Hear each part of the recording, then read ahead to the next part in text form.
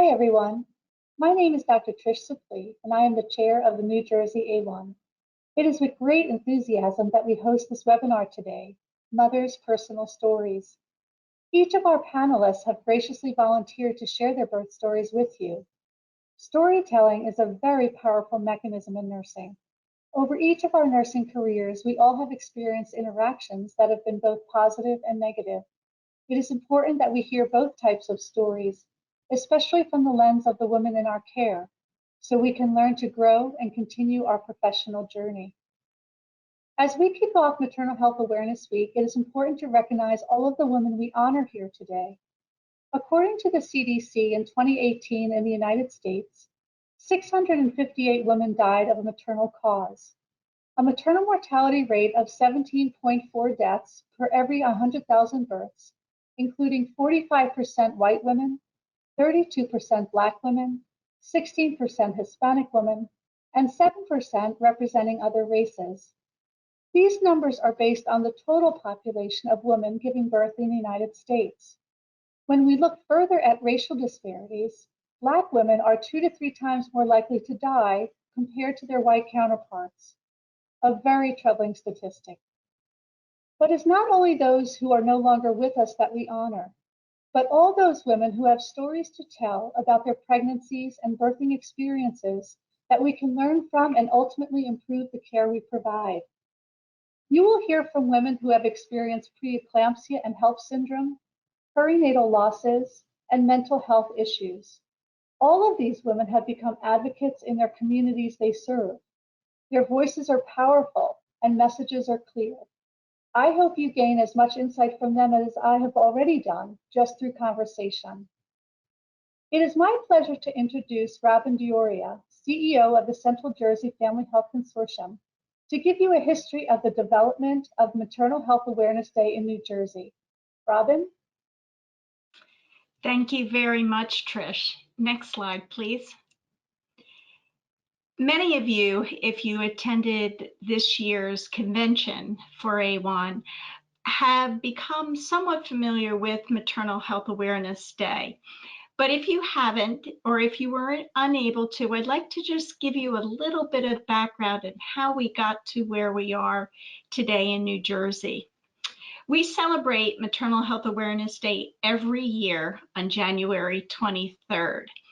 And what started out as a singular day has now really morphed into something so much more, and we couldn't be more delighted.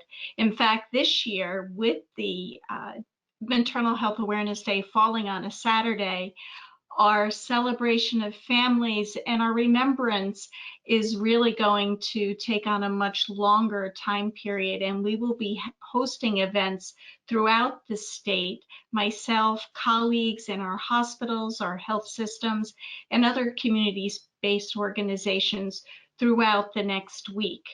And the purpose of this is to increase awareness of maternal health issues for everyone in New Jersey, not only women and childbearing families, but all New Jersey residents, healthcare providers, patients, their families, hospital leadership, insurance companies, legislators, and I could go on with the number of stakeholders, because we want every woman and every hospital and every time there is a birth event, that there be an acute awareness of what that pregnant person's needs are, and to be aware and listen to what those are. Next slide. Our New Jersey Maternal Health Awareness Day, actually, we have had the good fortune of partnering with the Robert Wood Johnson Barnabas Health System and Rutgers Medical School, which is where this campaign originated. And over the year, a toolkit has been developed, and that toolkit has all of the different social media as well as educational materials for whatever audience you're working with, either patients or clinicians, to really raise awareness. We want New Jersey to be the safest place to have a baby, And that is a goal of the First Lady of the state of New Jersey. So we are aligned with many agencies, not only on the ground, but also in leadership positions. This toolkit is available to everyone, and we'll be referencing it throughout the day. Next slide. So where did Maternal Health Awareness Day come from? It was born out of a tragedy, quite frankly. In 2011, a young woman, she was a first-time mom, healthy, 29-year-old resident. Her name was Tara Hansen. She was a special education teacher, had married her high school sweetheart, and had an uncomplicated pregnancy. She had available to her what she needed to have a positive birth outcome, and unfortunately died 6 days after giving birth from an infection that went unnoticed and uncontrolled. And one of the parts of the story that has always resonated with me, and listening to stories of so many women and families, either who have experienced a maternal mortality or a severe maternal morbidity, is that often, if not always, the woman has a sense and knows that something is wrong. And for whatever reason, her sharing that information just is not heard, not only by clinicians, but by her loved ones.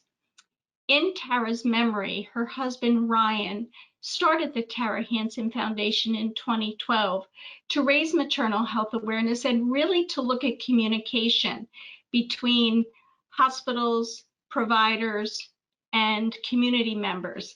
And the Stop, Look, and Listen campaign was born. This campaign is one that we have done ever since for the past 4 years, and will continue to educate our residents, our nursing students, our social workers, and a variety of other students, as well as the community at large and clinicians in practice now.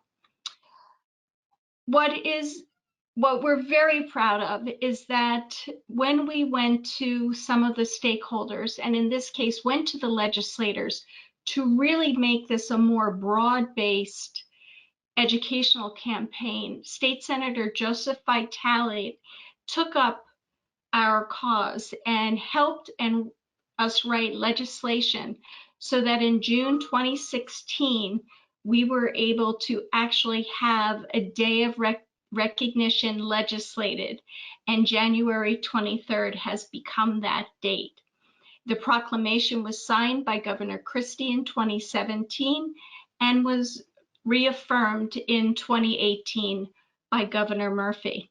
We're very pleased to share that Senator Booker has taken this and is now introduced federal legislation to do the same thing and to have Maternal Health Awareness Day recognized throughout the country. And our professional associations, both ACOG and AWON, have supported this effort. So please join me in not only thinking about celebrating Maternal Health Awareness Day in your state, but listen to the stories that we're going to hear now, because I know that they will get to your heart just as they have affected mine. And you will see no reason not to make this day something special in your own community. Thank you.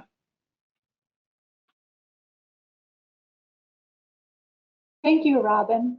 I'd like to introduce our three panelists, Jennifer Siegel-Kashevsky, Luann Foster, and Carolyn Slack.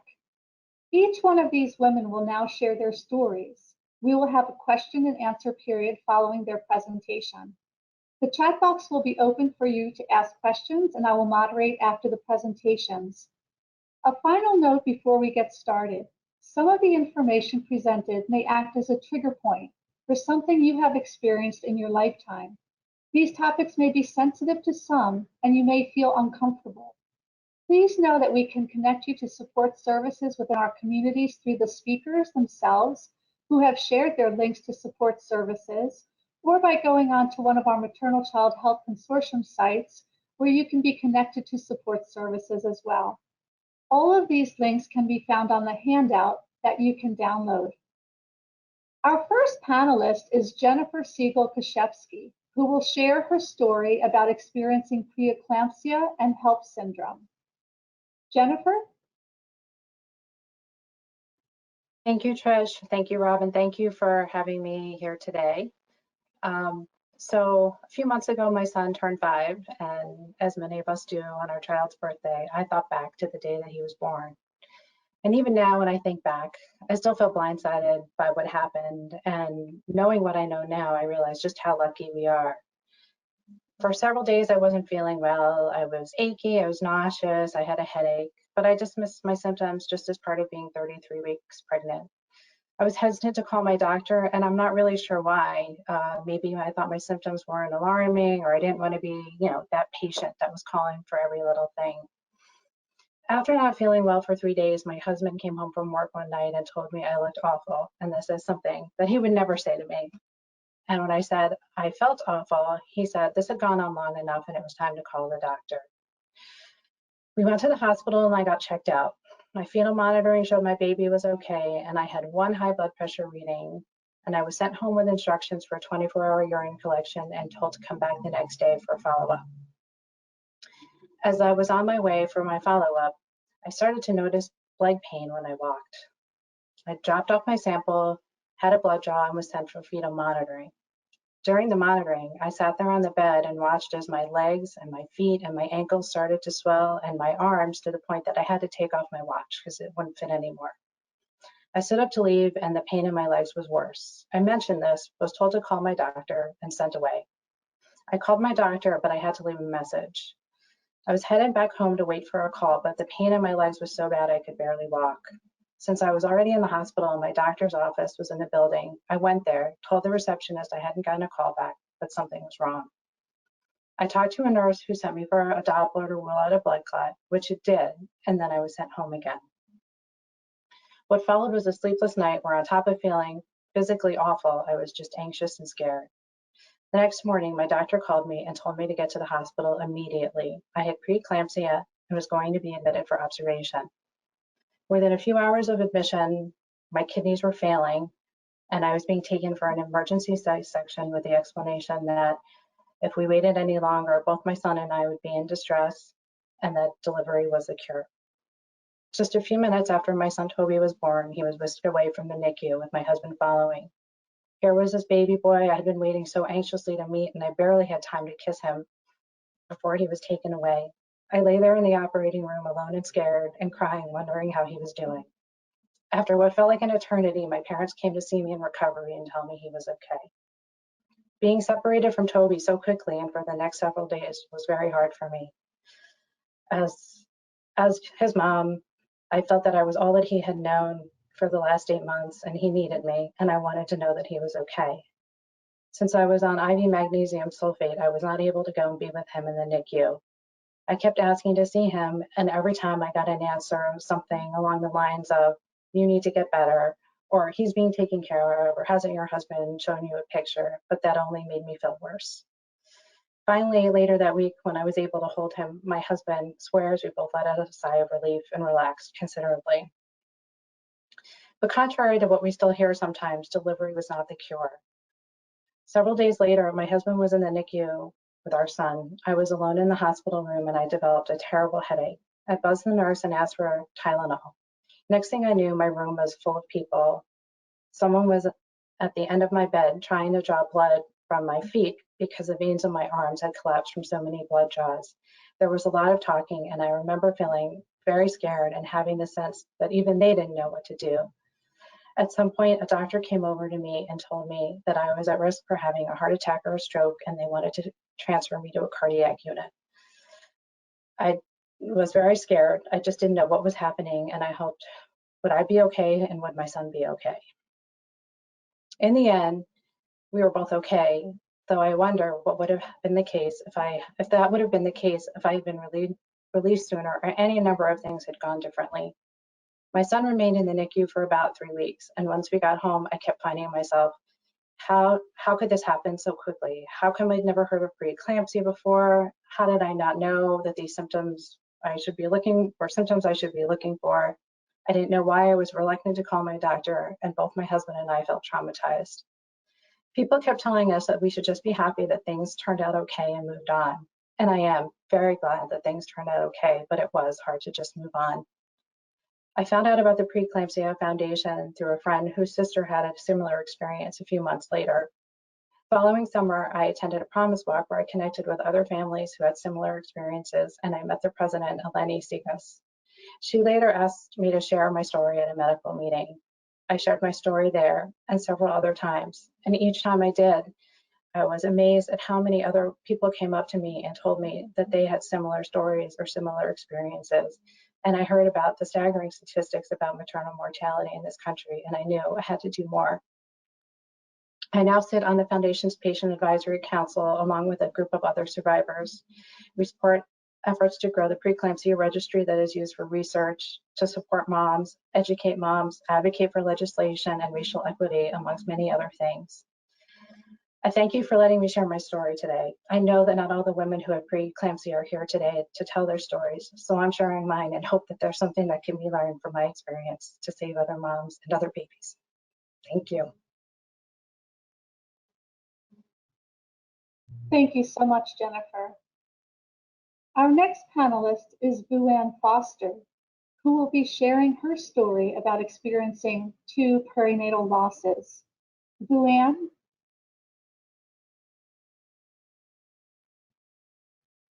My name is Buann Foster. I am 32 years old and I am from New Jersey. Today, as Trish said, I'm going to be sharing my birthing story. So I'm going to start with my first pregnancy in 2018. I found out I was pregnant on the 4th of July, which was a super exciting time, but it also was very scary. I've always wanted to be a mom, but I wasn't sure if I was ready, if I knew what to do. And that pregnancy pretty much went on as normal. I went to my OBGYN for my checks. I went to maternal fetal medicine for my scans. And then one day at home, I was around 18 weeks. I had taken a shower, and when I got out of the shower, I noticed like a gush of water had came out. So I had called my OBGYN, and they told me to meet them at labor and delivery. And it was at that moment I found out that I had no more amniotic fluid. And I was told that I should have abort my baby because without the amniotic fluid, the lungs would not develop. So for me, because my baby still had a heartbeat, I wasn't going to make that decision. I asked them what the other option was, and they told me the other option was to go home and just, wait to see how things progressed. Now I've learned that I probably should have been given antibiotics, which I was not given. I was just told to go home. So about 19 weeks, I was home and I just wasn't feeling quite right. And I was like, you know what? I'm just going to run to the nearby hospital and I'm just going to get checked. I'll go by myself. It's nothing serious. And when I got there, I was just simply thinking that I was going to go for a checkup. So things started to progress really quickly. And I found out that my pregnancy had turned septic. Which I'll talk about in both stories, but systematic racism played a huge role in my experience. I feel like when I'm looked at this way, I'm seen as, one way, but then when I'm in a hospital gown, I'm looked at as kind of like this young Black girl. So I was stuck 20 different times until I was aspirating because the doctor wanted blood from me to see if I had HIV. I was told by a nurse next time I get pregnant to not have sex so that I don't get STDs and my pregnancy doesn't get ruined, which was never something I had. I begged them to call my doctors and I never had STDs. I did not have HIV, but these were the assumptions that they had made about me. They removed me from labor and delivery and brought me to the floor. After they induced me, they brought me to the floor where usually after you have your baby, you go. And as the nurse was leaving me, I had said to her, I've never delivered a baby before. I'm by myself. I have to call my family and let them know what's going on. What's going to happen? And she basically said to me, your baby's going to die. So you're going to deliver your baby here by yourself. So very traumatic experience. When it finally was time to deliver, they had 2 interns come in. They were not prepared. Everything was a mess. They didn't have gloves. So just a very traumatic experience. And my next part of my story, because I made a documentary, I'm going to be sharing with you all my video. And before I share my video, I just want to mention that this video will not be a part of the recording. However, this video lives on our YouTube channel, which they will provide you the link, and it's also pinned on our Facebook page. So now I'm going to share my second pregnancy with you all via video.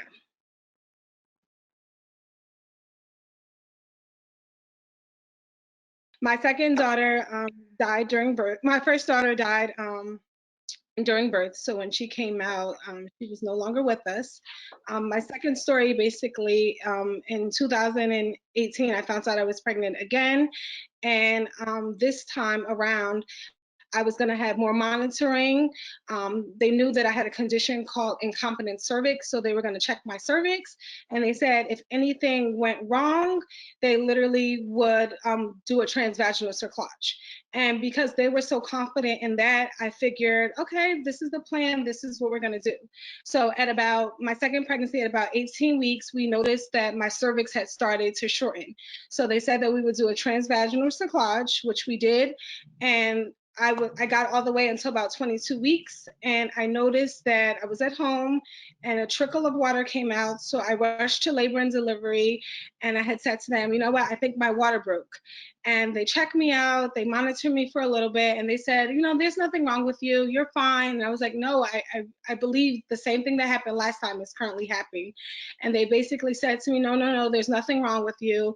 My doctors at the time were not on call. Another doctor's office was on call, so this doctor really didn't know my history, and he kind of agreed with the staff that I was fine to go home. So I walked to my car. The moment I got to the parking lot, the rest of my water, you know, burst into the parking lot. I flagged down a technician, and he basically wheeled me in. And I was very upset. I was having anxiety. I said to the nurse, you know, I kept telling you guys that something wasn't right, and you guys were not listening to me. I told you I thought my water broke. And she literally said to me, very cold-hearted, well, you know what? If your water was gonna break, whether it happened outside or inside, that was gonna happen. Which I feel like, how do we know? What if we would have taken the preventative measures and put me on bed rest? How do we know? So that was my experience. They allowed me to stay in the hospital, and I stayed there until about 22, 23 weeks. And again, the same thing started happening. My daughter started to come, and she was born alive, and we got to spend about an hour and a half with her before she passed away. And while all of this is going on, my doctor came into the room and he basically said, you know, I'm so sorry that this happened to you again. We were for sure that we had a plan put in place and that this was going to work. And from that experience, I've kind of started doing my research, and I found out that the cerclage that they gave me was only a 85% chance that it would get me to 24 weeks. And I decided that, you know, that really wasn't the best option for me. I wasn't given the full picture or more options. I had soon found out that there was something called the abdominal cerclage, and that's a 95% chance that you would get to full term with that. So I had that surgery done, and in the video, there's just a picture of basically what the transvaginal cerclage does and what the abdominal cerclage is. And basically, it's you have a C-section cut, and they do it abdominally, and it holds you the tightest that it possibly can, upping your chances. So again, if I would have known that the procedure I had with my second daughter was only an 85% chance that we would get to 24 weeks, I never would have went with that decision. So after my losses, I founded the organization Life After Two Losses. And what we do in this organization is we basically support and empower women and families to prevent them from suffering similar losses by providing education through advocacy. I do a monthly support group for women and families to talk about infant loss. And one thing that's different about our group is that we don't want to just, I noticed that when I'm an angel mom, so I noticed that when I was going to some of these support groups, we would be totally left with talking about our grief, and we would walk out of the door still feeling that same heaviness. So one of the things that I wanted to make different about my group is we would talk about our griefs, but then we would also talk about experiences that we can learn to heal from these experiences. And that is something that we do with our group. We try to leave every mom, dad, family member with something to look forward to.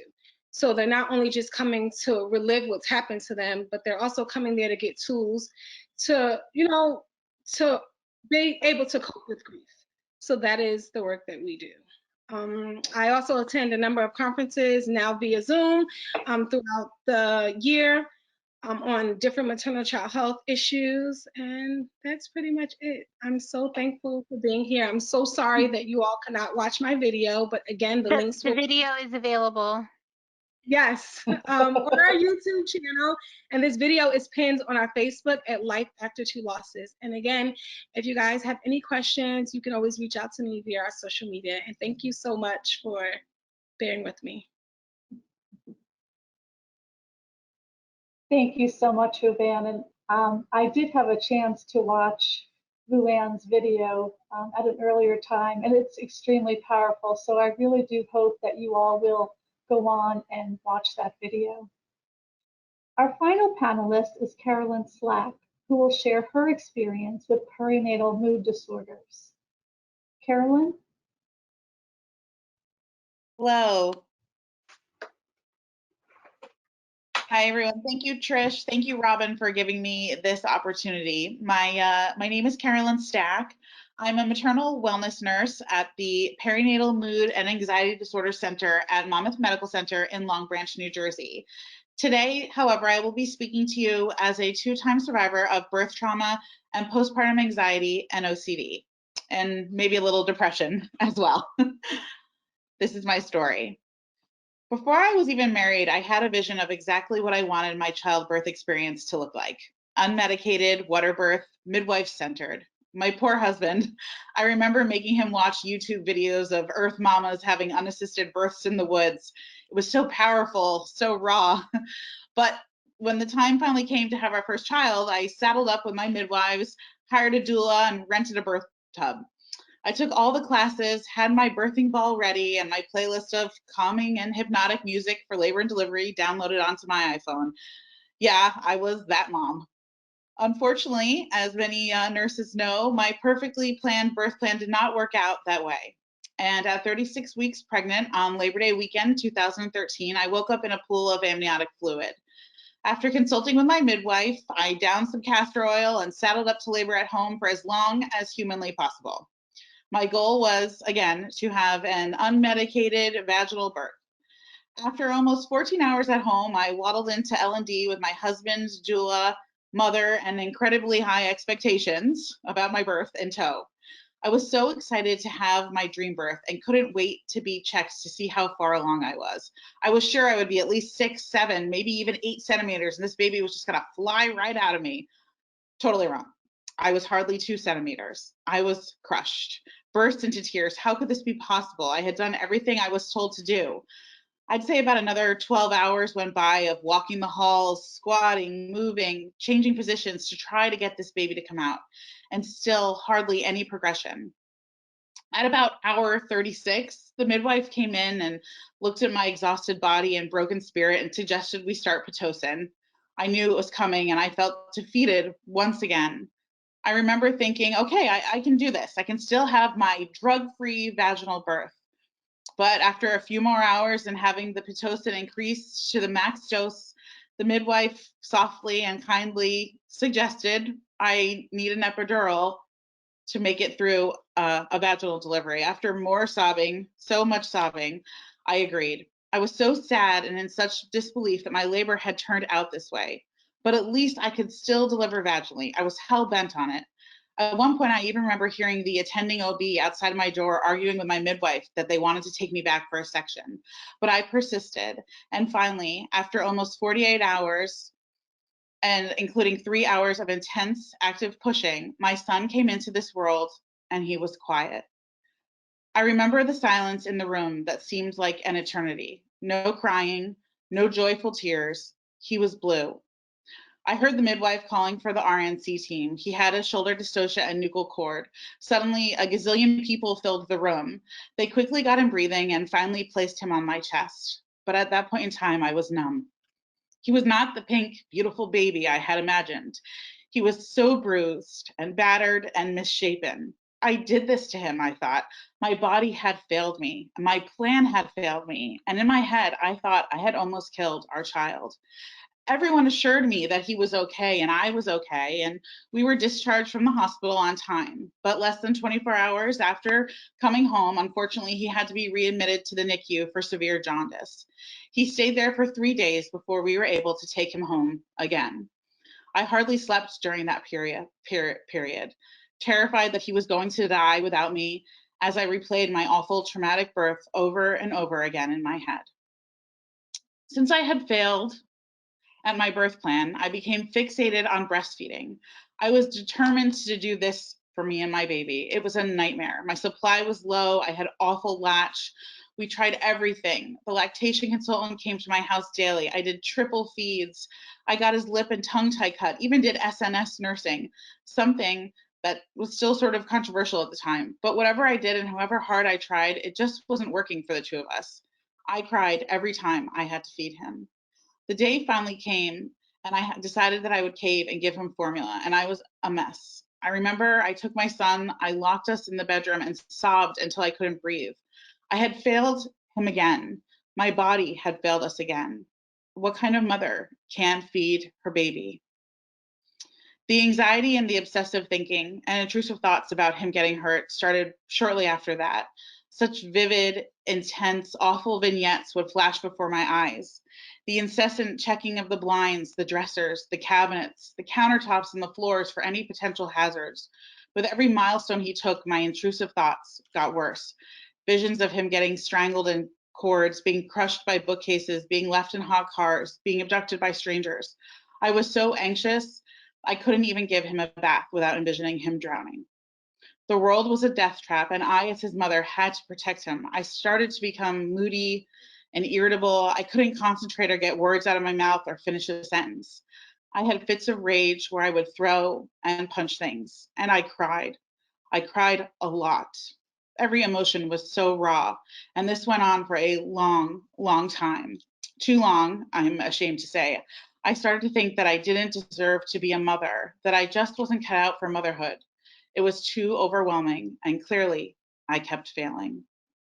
But I hid it well. I kept my outward exterior of a fun, happy, positive person. As a nurse, I should have known what was going on, but I thought being an anxious, overprotective parent was just part of motherhood. In full disclosure, I've struggled with anxiety my whole life, so I just figured this was it. This was my new normal.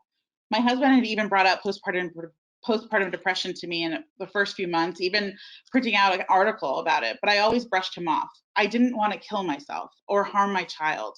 I was able to bond with my baby, laugh, and love him. I didn't look like someone with postpartum depression. And at that time, postpartum anxiety wasn't really talked about. I didn't feel the need to get help for my symptoms because I didn't know there was a name for them. I decided that everything had to be fine. But I wasn't fine, and I lived the tormenting, racing thoughts and obsessions and crippling anxiety and feelings of failure for over a year. Then I took a new high stress position at work and things started to crumble. The pressure to do it all was just too much. I had reached my breaking point. I was mentally and physically exhausted. I remember I would drive home from work and just think, gosh, if I could just run this car into this tree, I would finally be able to rest. It was actually my manager who recognized that I was struggling. She handed me a flyer for the postpartum depression support group here at the hospital. I remember thinking how silly that was. I didn't have postpartum depression. I was a nurse. I thought I knew the symptoms. Despite my reservations, I did call the program and I was overcome with emotions and cried. The second I spoke to Lisa on the phone, I was finally able to talk to someone who knew what I was feeling. She could relate to what I was experiencing, and she finally gave it a name: postpartum anxiety. She assured me that I was not alone and invited me to attend a support group the next day. How could I say no? That was in May 2015, and luckily I found her because the same month we found out I was pregnant again. With a new surge of hormones racing through my body and another new, now unborn baby to protect, I started having panic attacks while I was driving. Debilitating, heart beating out of your chest, you cannot breathe, think the world is closing in on you, panic attacks. I knew something had to change, so I started going to support groups and individual therapy religiously. And almost immediately, my panic attacks lessened. My intrusive thoughts became less frequent, and I felt myself becoming more and more relaxed and living in the moment, enjoying my pregnancy and my 2-year-old son. I worked diligently with my therapist to process my traumatic birth experience, and we developed a postpartum action plan for after the second baby was to come. As I entered my 3rd trimester, I was feeling pretty confident because my first was a shoulder dystocia. The plan was to do a 36-week growth scan to check on the size of the baby. I was in a good place. It was a fairly uneventful, normal, healthy pregnancy up until that point, and with my anxiety under control, I was feeling really good. Unfortunately, things took a very traumatic turn the day of the ultrasound. The growth scan showed that the right side of the baby's heart was grossly enlarged, and there was fluid in both of his lungs. This was the first time that anything abnormal had been detected. I was sent directly to the maternal fetal specialist, who confirmed that there was indeed something wrong with his heart. A trip to the fetal cardiologist the next morning solidified the diagnosis: Epstein's anomaly, a rare congenital heart defect involving the tricuspid valve. We were told that the baby's condition was critical and delivery would need to happen sooner than later. I don't think I can actually put into words how I was feeling at that time. The intense fear of having my baby die again came flooding back, except for this time, this was a real possibility. The next thing we knew, plans were made for me to deliver at Children's Hospital of Philadelphia, CHOP. That was on Friday, December 4th. The earliest they could arrange for me to arrive at CHOP and be seen in the special delivery unit was at 6 a.m. Monday morning. I don't know how we got through the next 48 hours, but my doctors kindly agreed to open up their office over the weekend to monitor the baby for any sudden changes. On Sunday evening, I packed a bag and kissed my 2-year-old goodbye, not knowing when I would return or if I would have his baby brother with me. On Monday, my husband and I sat in a hospital room at the special delivery unit at CHOP with a team of highly specialized physicians who told us they did not know if Dominic was going to survive. His heart condition was very severe, and in the past 12 hours had developed fetal hydrops, which would make it difficult for him to survive outside the womb. We were faced with making the unfathomably difficult decisions about what life-saving measures we wanted performed on our unborn child. And if, God forbid, those measures were not successful, would we want pictures, a baptism? Should they call a priest? We prayed and cried harder than I ever thought possible. And that evening, December 7th, 2015, our beautiful miracle baby boy, Dominic Charles, was born and undertook the fight of his life. Against all odds, he fought and he survived. We were told that he would probably need open heart surgery and he would possibly be in the hospital for months. Instead, miraculously, after only 10 days in the cardiac ICU, we brought our miracle baby boy home just in time for Christmas. I cried the entire car ride home from Philadelphia, partly because I couldn't believe I was actually bringing my baby home, but also because I was terrified of having to take care of a baby who I was just told days earlier was not going to live. Adjusting to life with a toddler and a heart baby while recovering from a C-section and processing another traumatic birth proved to be too much. The crippling anxiety and debilitating, incessant, intrusive thoughts came barreling back into my life. But this time, and this is so important, I was ready. I had a postpartum plan in place and it worked. With support, love, and knowledge, I got the help and the care that I needed fast. Thanks to the amazing perinatal mood and anxiety center at Monmouth Medical Center, I faced what I was feeling head on, this time with no denial, no shame, and no sadness. I knew what was going on and I knew what had to be done. I went to therapy, I attended a support group, I reached out to our online support network, and I went on medication. I never once for a moment felt alone. I may have felt a little crazy, but I never for a moment felt alone. So here I am 5 years later, still working my plan and still fighting the fight, but this time on the other side. After recovering from my PMADs, I became a mentor mom in our program, helping other new mothers through their postpartum journey. I then trained as a maternal mental health peer support group facilitator, and eventually got offered a job as an RN at the same center that had saved my life. I now work 3 days a week as a perinatal mental health certified RN here at the center, and I also speak extensively as a survivor of both birth trauma and PMADS. It is an immense privilege to provide not only care, but hope, knowledge, and support to other women struggling with the most common complication of childbirth. Thank you for letting me share my story. Storytelling saves lives. Thank you.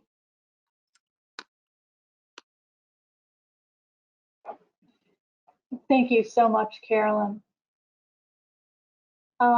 Here are some additional slides for you for information. The first one is the preeclampsia information slide. And again, this is all found in your handout.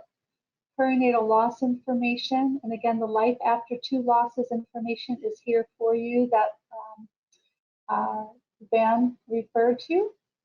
And then finally, the perinatal mood disorder information is here, along with our sites with regards to support groups for Central Jersey Family Health Consortium, the Southern New Jersey Perinatal Cooperative, and also the Partnership Maternal Child Health, which occurs in the north. I'm not sure. Okay, so right now, what I'd like to do is open up for questions for the panel. And if you can please type your questions into the chat room. There are some questions that, we also have that I will start with for the panel. And the first question I have for you all is basically, what would you like nurses to take away from your experience? And if you can kind of give us some insight into that, that would be great. So again, what would you like nurses to take away from your experience? I can start if nobody else wants to start. So what I would like nurses to take away from my experience is to basically leave your biases at the door. Every time you walk into a patient's room, see that patient as a new person and treat them how you would want to be treated. Treat them how you would treat your family member, how you would treat your mother, and just leave everything else at the door. If not, this is not the field for you. Anyone else? Yes, hi. I'm so grateful to be able to speak to a group of nurses because I think it's important. And the reason I shared the 2 stories of birth trauma is because I think as nurses, we understand when we have something, a patient where something really traumatic happens, right? But that also there's another type of birth trauma called perceived birth trauma, which is my first birth story, because as nurses sometimes we see things so often that we become maybe a little immune or desensitized to them. I'm sure to a lot of nurses listening to that first part of my story, they're thinking, oh gosh, we see this probably every day. We have a mom with what we call, failed progression of labor. So as a nurse, we just think, well, this is routine, but I think it's important to remember that for the mother, right, what she's experiencing is something completely different than what you may be seeing. So I always like to point that out because a traumatic experience is always from the standpoint of the person who's going through it, not from what we perceive to be as maybe traumatic. And sometimes we don't think something is traumatic as somebody else does. Thank you. And I would just echo that as well. I know that being, on magnesium sulfate on an IV, that you really can't leave your room, you can't leave your bed. And for a nurse, it's just logical that you're crazy, you can't get out of this bed and be with your child.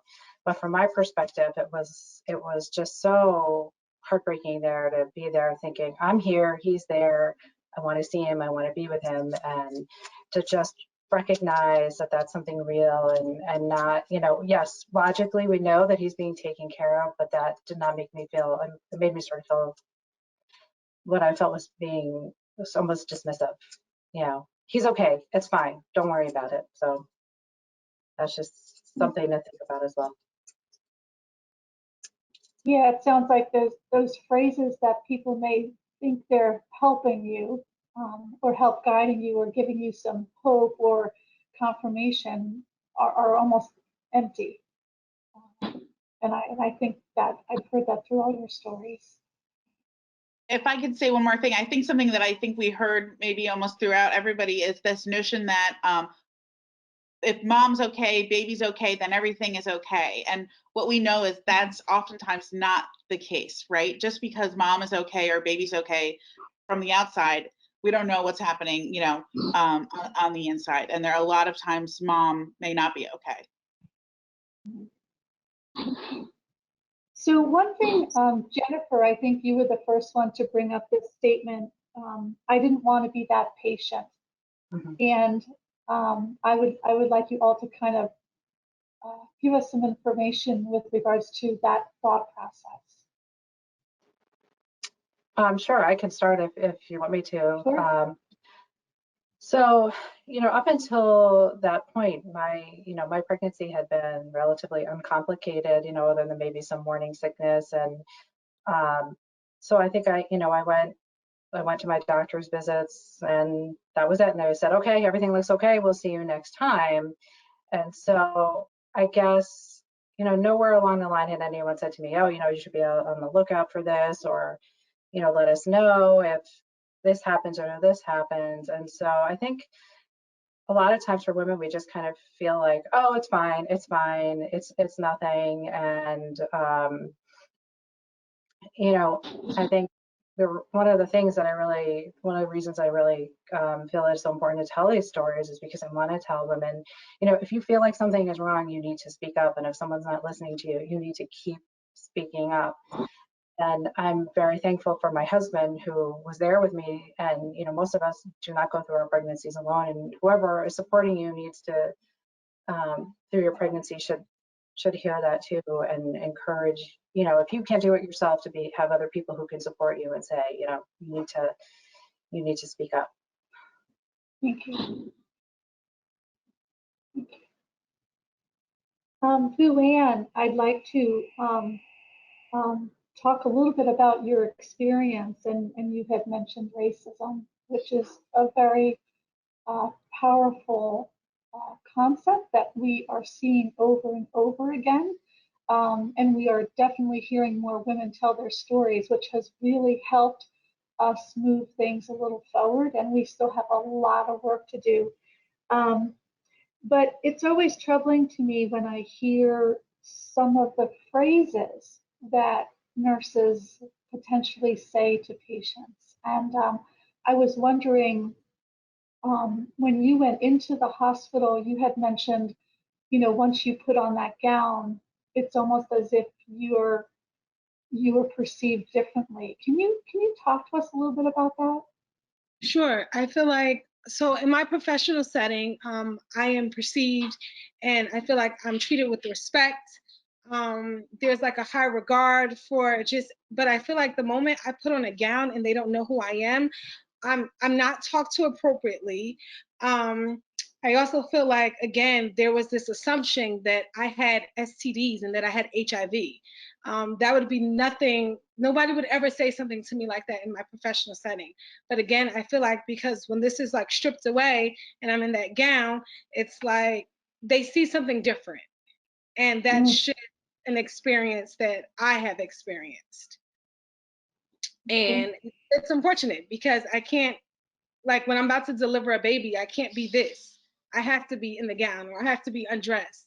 And it's unfortunate that I'm being perceived that way. Or even just simply when I went in there and said to her, I told you that this was happening.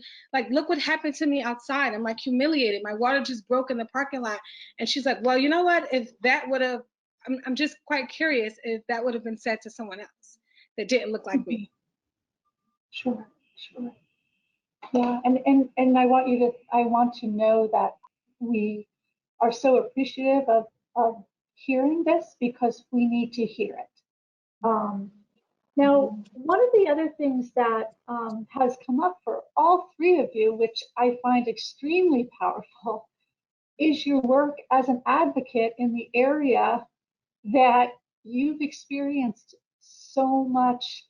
Oh God, I don't even know what word I want. From anywhere from distress to feeling like a failure to feeling like you had a traumatic birth to feel like people didn't talk to you, and yet you have grown into these advocates. And I was curious to see like how you got to where you are today to hopefully get other women to again take that role that you have all taken on.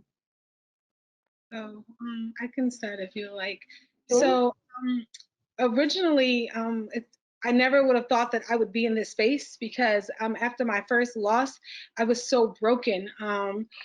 And when it happened to me again, my faith kind of just kicked in, and I just kind of said, you know what? I'm not going to play the victim role anymore. Like, why me? And I'm going to do something about it. And my daughter's deaths won't be in vain because I'm going to help other women through this. And I found that my work is not only meaningful, but I can give women and families the tools to help them prevent them from having similar losses. Because if someone would have talked about it or this information would have been out there, maybe my losses could have been prevented. So by doing a lot of this work, I not only can help prevent that, but then I can also teach moms some tools of, again, like I said, in my first pregnancy, it was over a year that I had been broken and from this and just having anxiety and just feeling depressed. But I noticed that when I came out of this, I was able to give some of those women some of the tools that I used in my second pregnancy to help me overcome this a bit. And it feels good to meet with other women and talk to other women and families who've lost babies, and for them to say like, wow, thank you so much for giving me this tool. Like, this inspired me. Like, that feels good for me. And I know that my daughter's losses wasn't in vain. Thank you. Anyone else? Yeah, Go ahead. I think that you know, and I had mentioned that storytelling saves lives, and I think obviously in every single one of our cases it shows that it absolutely does. In regards to maternal mental health, there is still such a stigma around it, right? And again, I think pregnant women, newly pregnant women, focus so much on the beginning part of our being pregnant and our labor and our birth and our delivery, and there's still not a lot talked about the postpartum period, right? And you know, even in childbirth classes or the fourth trimester, as we said, the most common complication of childbirth still seems to take women completely by surprise, you know, when it happens to them, feelings of anxiety or depression. So I think that feeling after you go through something like this, if I don't want someone else to, I lost an entire year of my son's first life dealing with anxiety and OCD and rage, because I was uneducated, about the severity of perinatal mood and anxiety disorders. So if sharing my story and advocating and helping other women can prevent that from happening and make them feel more comfortable about saying when they're struggling, saying that they need help and feeling normal, right? Normalizing mental health, then again, what I went through was not, in vain. And then hopefully, it's about passing it on too and preparing women. Thank you. Jennifer? Yeah, so again, to go back to storytelling, about a year and a half after my son was born, I think I mentioned I was asked to speak at a medical meeting, and I was terrified. I think I was still sort of reeling from what happened, and I just remember thinking, I don't know if I can do this. But something in my head said, you have to do this. This is so important. And I remember my legs shaking. I was so nervous. And I did it. And then I got asked to do it, and I did it again. And each time I did it, sort of felt therapeutic. But also coming out from that, I think one time after I spoke, someone came up to me and pointed out that, did you realize how many times in your story you were told to go back home, to go back home, to go back home? And it just really struck me again that, yeah, again, as you brought it up, there was this hesitancy for me to speak up, I knew something was wrong, but I was afraid to speak up. So it just became very important to me, for whatever way it was, to really empower people. You know yourself, you know your body, you know when something is wrong, and you need to really speak up. And if someone's not listening, you need to keep doing it and keep doing it and keep doing it. And so for me, that is what really makes me want to empower moms to just, when something's wrong, speak up, keep doing it. And I hope that people can not only learn from that, but that, your providers will listen to that and pay attention to that. Thank you. And I think the final question is, what is next for all of you? Professionally, personally? Carolyn? Well, Um, I usually say at the end. Oh, go for it. Go ahead. no, go ahead, Luann. It's fine. Oh, so I usually say at the, I guess, the end of my speeches that my goal is that um, more women and myself bring home a healthy, happy baby. So that's always going to be the end goal for me. I have no living children, so the goal eventually will be taking care of an actual live baby. And I wish that for myself and many other women and families who've experienced loss Thank you. without trauma. Thank you. Thank you. Carolyn? Well, I always say the silver lining of going through what I went through is that I landed my dream job, you know, 'cause I'm here now working at the center, being able to, you know, speak to women and tell them I am living proof that you will get better, right? I promise you, I have been where you are and it will not feel like this forever. So I always say I'm very, very blessed and very privileged to be able to do what I do. And to continue the advocacy role and awareness of and you know, perinatal mood and anxiety disorders. So that's where I am right now. Thank you. Jennifer? Yeah, I will say I'm appreciative for my son every day and spend as much time with him as I possibly can. But I will also say, you know, I will keep searching out opportunities where I can share my story, become involved, advocate for moms, advocate for women, whatever way, you know, any opportunity, anyone who asks me to share a story or share information, whether it's in a forum like this or a friend calling you to say, hey, could you talk to my friend? I'll take every opportunity I can to help out other women, support other women, and empower other women for healthy babies and healthy moms. Great. Thank you. I'd really like to thank all of you, the presenters, for volunteering your time to share your powerful stories with us today. As nurses, we contribute to only snippets of each woman's birth story, but when we get to hear the entire story, we can feel the emotional distress that women go through. Regardless of the timing of pregnancy, gestational age, or birth plan, things happen unexpectedly. And going back to the Tara Hansen Foundation campaign, we encourage you as nurses to stop, look, and listen. Listen to each mother's voice. Take the time needed to hear them. They can really educate us.